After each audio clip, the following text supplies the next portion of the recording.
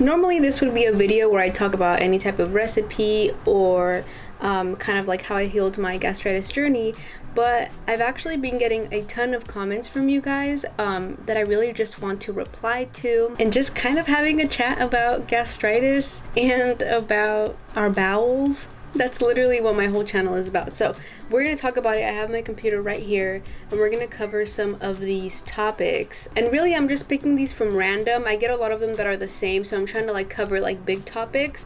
But if you have any specific questions, you can go ahead and message me on Instagram. So let's get started. Diagnosed with gastritis. Can you share also your time? I'm so bad at this. This comment is from Jenny Campolanos. She's asking, hi, this month I went to an endoscopy and got diagnosed with gastritis.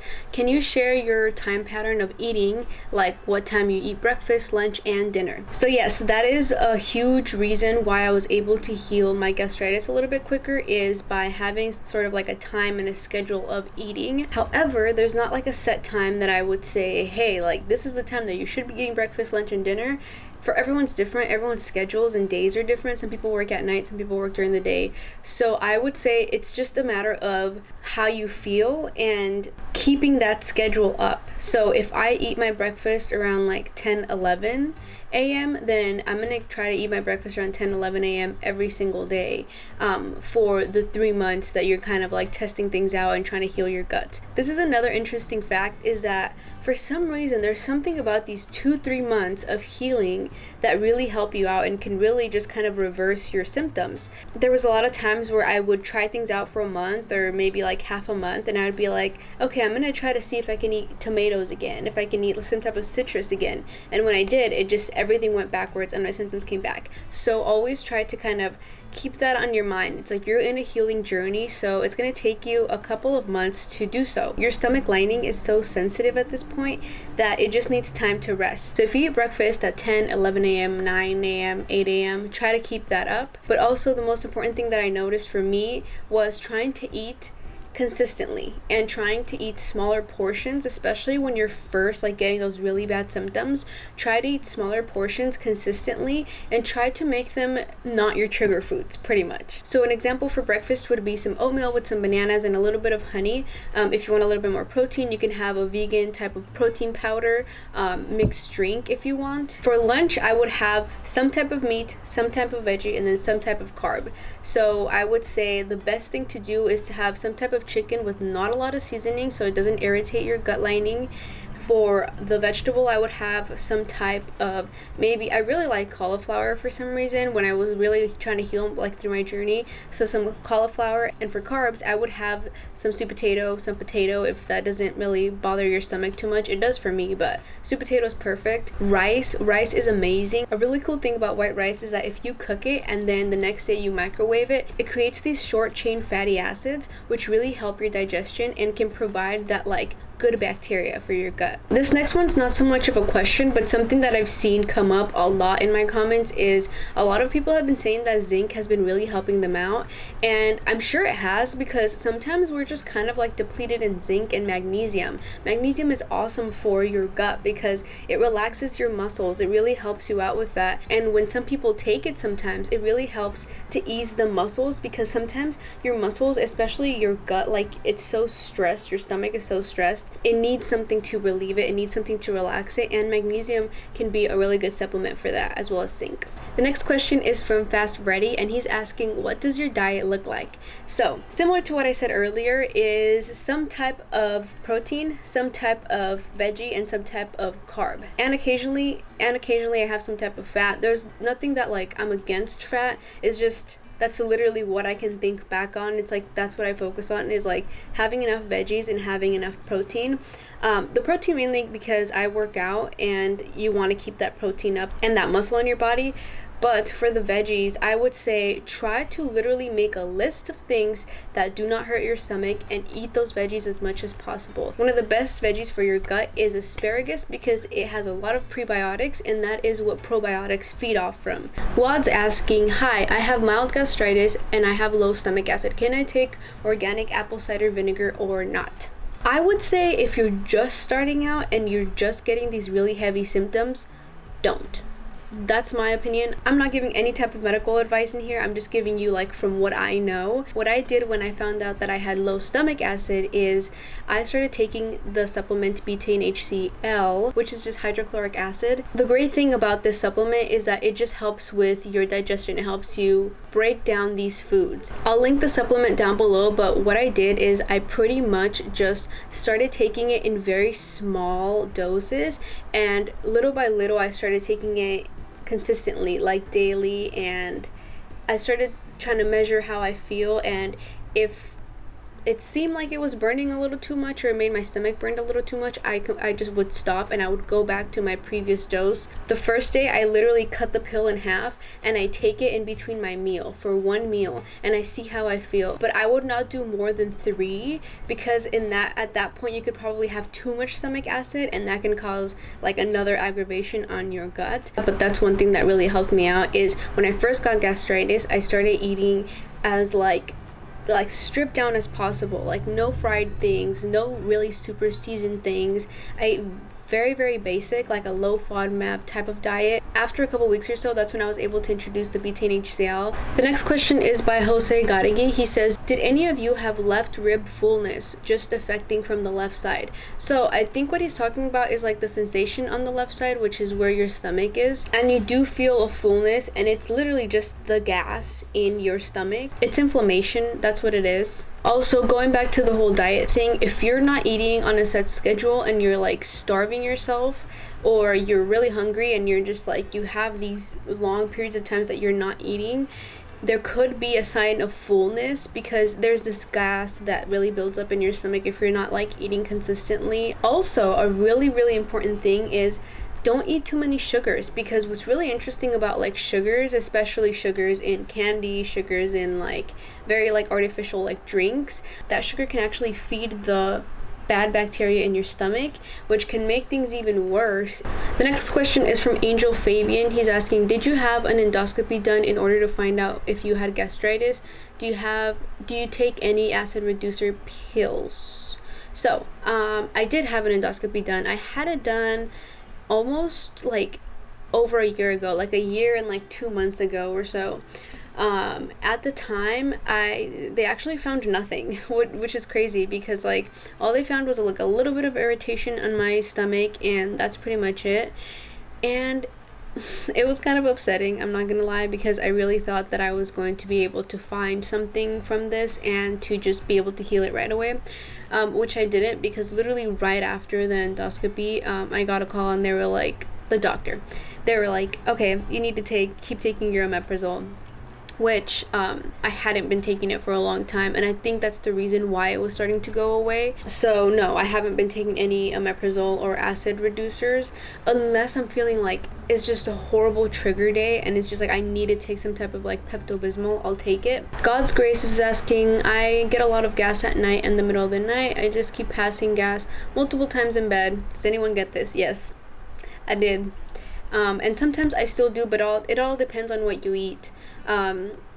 What I noticed was really affecting me was when I started eating like some type of citrus, like tomato, or like heavy, like an orange or something like that, and broccoli, I noticed. So it's what you eat that's really making you gassy, because a lot of times it's the food that's really triggering the gas. And for an immediate type of relief, you can use the heating pad that I normally just talk about. Is just grab a heating pad from a pharmacy or wherever you can find one, and you put it on your stomach, and it really helps. Let's do one more question, and I can answer more questions in later videos if you guys really want to. This is by Kevin Reynolds. He's asking, I have read somewhere that too much stress and anxiety causes vagus nerve inflammation or irritation. The question is, what test can confirm vagus nerve inflammation or irritation due to stress or anxiety? And is this inflammation or irritation of vagus chronic or permanent? That was a mouthful. So, yes, he's like super spot on. One of the main reasons a lot of people just get these inflammations in their body in general, whether it's like the result of gastritis or any other type of like inflammation related illness, would be anxiety and stress. It's so crazy how much anxiety and stress has us literally in a chokehold, and it really is the environment that you're in and how you take care of yourself mentally. The whole surge of mental illnesses and like being mentally okay and mentally well is coming out for a reason. A lot of people have been ignoring it for a long time, and now it's causing a lot of inflammation along with the food that we eat, because a lot of the foods that being produced now have low nutrient levels because they're just like being mass produced pretty much. So yes, stress and anxiety are huge with inflammation and irritation. Like you could literally be fine one day and the next day you could be extremely bloated, but it could be because that night or the day before you had a lot of stress or you were really stressed. And one way to really cope with this for me that I find is like, if I need to let something out and just let it all out, I write. I love to write and I love to journal, so like that really helps me out.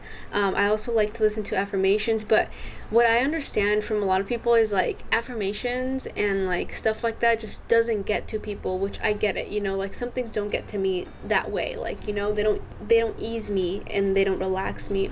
That's why magnesium is so good, because magnesium can really relax you, and there are a lot of supplements that are like magnesium based that are like for before you go to bed so that you really relax. So meditation is huge, but if you do not like meditation or you haven't found a way to get really into it, I would say two things. One would be exercise is like such a good way of meditation in my opinion, because you're literally releasing all these stress hormones, and what really helps is not so much like high intensity like exercise, but going out on walks is huge, especially if you have some type of like forest or some type of like nature park or something around you, and going out for walks and trying to just like detach from everything that's going on in your life, it's perfect. The second thing would be find something that you can focus on, but also be calm. So what I mean by that is, one of the things that really helps me out is ASMR videos and Reiki, like healing ASMR videos.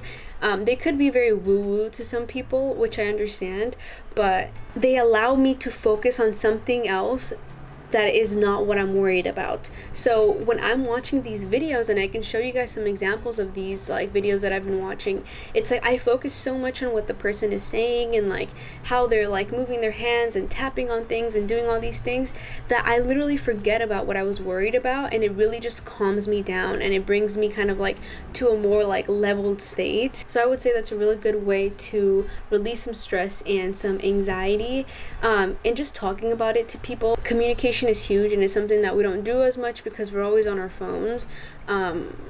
So communicating to people how you feel and stuff like that. As for a test that I know of that has to do with like finding out inflammation and irritation, I don't know, and I don't think it's permanent.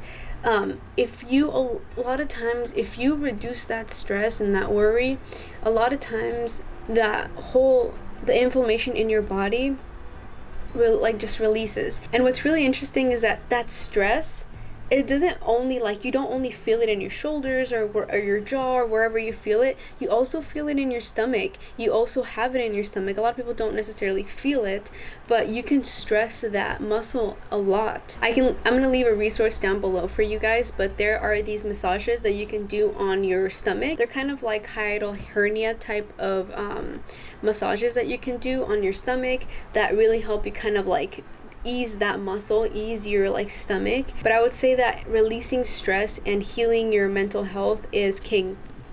As simple, like super simple. That's literally one way you can heal your gastritis. One last thing that I want to touch on is starting your mornings right. And that's one thing that I'm like, oh my gosh, like I'm really trying to like keep it very simple for myself and try to just work on that, is trying to keep my mornings like very, very leveled, because it's how you start your day. Sometimes it's like a huge precedent on how your whole day is going to be, how your whole week can be even. So if you start your day by waking up and whether you have to pray or whether you can meditate or whether you can just literally just go outside and take a couple breaths and then go back inside and get ready for the day, that is perfect. Trying to start it on a calm note and nourishing your body. So whether that's like you're following a low FODMAP type of diet, taking a couple breaths before my meals, and making sure I'm chewing my food thoroughly and that I'm not watching TV or my phone so much while I'm eating, and I'm kind of like in a relaxed state so that my stomach can be relaxed and it can process everything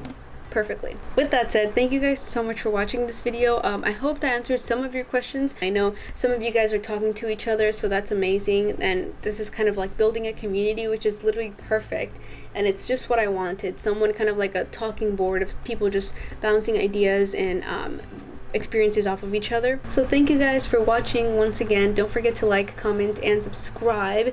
Comment down below what has been working for you, what hasn't been working you. I love to hear your experiences, and I love to just talk to you guys. So if you guys want to follow us on TikTok and Instagram, you can go ahead and do so. I'll leave the links down below. I share a lot of information on TikTok recently, so that should be helpful for you guys. And yeah, I will see you guys on my next video. Bye.